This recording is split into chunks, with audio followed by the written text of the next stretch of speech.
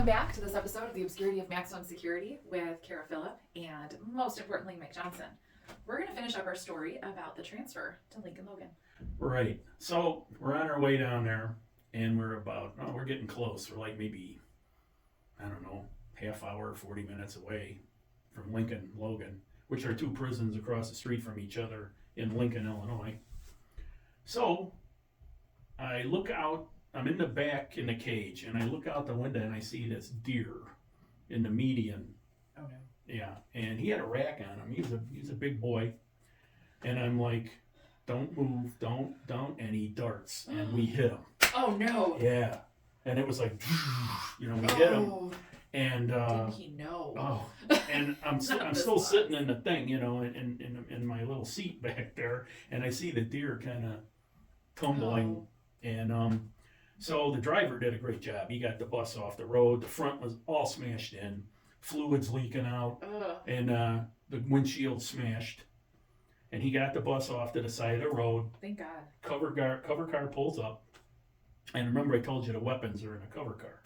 So the other guard and myself, we jump out, and we draw the weapons out of the cover car, and we post front and back. And meanwhile, the lieutenant, we had ISPERN, Illinois State Police Emergency Radio Network, called the state police, let them know what happened, that we're disabled on the side of the road. We were by the Towanda exit. And this is why you stick to the interstates. Yeah, right. Here's the exact reason. Yeah. So anyway, so the lieutenant called the state police. He radioed ahead and said, we're going to need another bus. Of course, we checked, made sure everybody was okay. Everybody was okay. So thank goodness. Yeah, and so the other guard and myself were posted front and back outside, causing a gaper's delay on Interstate 55. Of course, by the Towanda exit. Of course. So the bus shows up, and we have to unload the guys and load them onto the new bus, which we did. And one of the inmates was a paraplegic. Oh. We had to carry him and Joliet onto the bus, like fireman style, one of us on each side, Yeah. And then, of course, we had to carry him again. So we had to carry him 4 times that day. Oh, my goodness. Instead of twice. But he was okay, too. Everybody was okay. And then we got everybody secure on the bus from Lincoln and put the weapons back in the cover car. And then we got on that bus and the cover car. And the driver stayed with the disabled bus until somebody come to get it and him. So then we continued along to Lincoln and unloaded everybody, and that was the end of that story. How come there's 2 right across the street from each other? It's I don't know. It's in Lincoln, Illinois. One of them, I don't know what it is now, but Lincoln was minimum, and across the street, Logan was medium back in those days. It's just the way for some reason, they did it that way. I really don't know. So now I'm used to maximum, obviously, what that looks like, at least, Yeah. Now, when you say minimum, what does that look like? Minimum and mediums usually have fencing, like what you call it, like cyclone fencing. Okay. And as opposed to like walls. Yeah, and you have razor wire. Some minimums don't have a lot of towers. Mediums will have some towers. That's basically it. Now your 4 max joints, Joliet, Stateville, Pontiac, Menard, high stone walls, towers, That's basically to look at. That's what the difference would be. From the inside, though, is minimum still like sells the same basic way? Depending on how it's built. I mean, by the era, obviously there's some differences. Well, we took a band down to Lincoln, which is minimum, and of course the guys in our band were max, and it was a battle of the bands. Different institutions brought their bands, and they had a cookout. I love it. Our guys were That's like, awesome. a cookout. All right, what? You're gonna like cook out? And they had hamburgers and hot dogs and stuff. That's Our guys are like, holy, they couldn't believe it. I couldn't either. I mean, I was used to maximum security, So yeah, it was a nice day for the guys in the band. So minimum is just a little. I mean, not just more freedom to see, like through fences, through there's but better food, a little bit more moving around, even and, to a little less locked down. Right. It's just and even to work at one of those minimum or medium is probably a lot better than working at a max. I mean, different kind of prisoners, different kind of crimes, different kinds of sentences, different kinds of motivation. If you're getting out in a couple of years, you're going to live very differently. Right. Getting out never. So Mhm. yeah, that's a little different vibe. Another time we took some guys to Dixon, and this one guy, the cuff jammed on him. Oh. And he was monkeying around with it, and he ended up closing it like pretty tight around his wrist.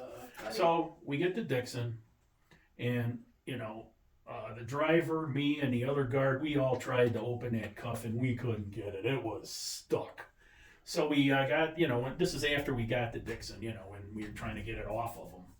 Got everything off of them except that one cuff. So, all right, so guard at Dixon disappears for a minute, comes back with a pair of bolt cutters. Ooh. So we got the guy holding his wrist out, and he had it closed so tight, And so I was like pushing it from the bottom to try to give a little bit of room there so that the bolt cutters wouldn't cut meat. And so the driver of our bus, he's the one working now. He's a big burly guy, and he's working those bolt cutters, and I'm pushing, and the guy's going, "You got me, you're getting me, you're getting," and he just finally, so scary. Oh my God. And then finally he goes, and it's, come right off, but man, yeah. So the moral of the story is, don't play with those handcuffs. No. Usually we deadlock them, and the deadlock didn't work, and then it was stuck. It was just faulty. I'm sure that from was so age scary. or from whatever. And the last thing I want to talk about are death row runs. All right, there were 2 death rows in the 80s. One was at Pontiac, one was down in Menard. There used to be well over 100 guys on death row, the 2 combined. I took 4 or 5 guys to death row. One time we took 2 at once, and I was sitting in between them in the back seat of the station wagon. One guy looked really dejected. The other one was like cracking jokes, like, we're going down the interstate, and he's like making fun of the way people look and stuff. And and by the way, we were blowing by everybody. The speed limit back then was 55 on interstates, and Sammy Hagar had a song, "I Can't Drive 55." Well, we drove faster than 45 because we had a state police escort you could do what you wanted. for death row. Yeah. And they'd peel off, and another one would take his place as we passed through a district. Okay. A state police district. Speed limit was 55. We were doing probably 85 Nice. on these death row runs. I don't remember the names of any of the inmates I took to death row. 12 were executed between 1990 and 03 when Ryan cleared death row. So, I hope nobody I took down there got, killed. So they didn't stay anymore. There was once upon a time a death row at Joliet, but eventually that wasn't. Yeah, death row a long time ago. When Yeah. they used to, they had the electric chair When at they Joliet. still had it. Yeah, But after that, once it stopped at Joliet, that just became normal cells. yeah, and then inmates were executed at Stateville. The death rows were at Pontiac and Menard. Casey was at Menard And then on brought death up row, to and Stateville? they brought him up Oh, by helicopter to put him to death. that's Yeah, not what I realized. yeah, and so the executions were done at Stateville. Huh. During my time. And but anyway, the other thing I wanted to tell you, and then that'll be it for this story. We this one time we pulled into Pontiac, and we drive right through the Sally Port with the inmate for death row in the car, and we drive to the cell house that housed death row. Well, we pulled into the Sally Port, and this inmate must have been kind of high ranking because inmates surrounded the car. Oh. And the guard in the tower above the Sally Port where we had come in, he came out and he chambered around with the Mini 14, and they backed off, and then we continued along to the door of the cell house at death row, brought him in, and we stripped them and took the restraints off of them, stripped them, and then the Pontiac guys took it from there, and we came back to Joliet. But other than that, the death row runs were pretty uneventful, except that one time.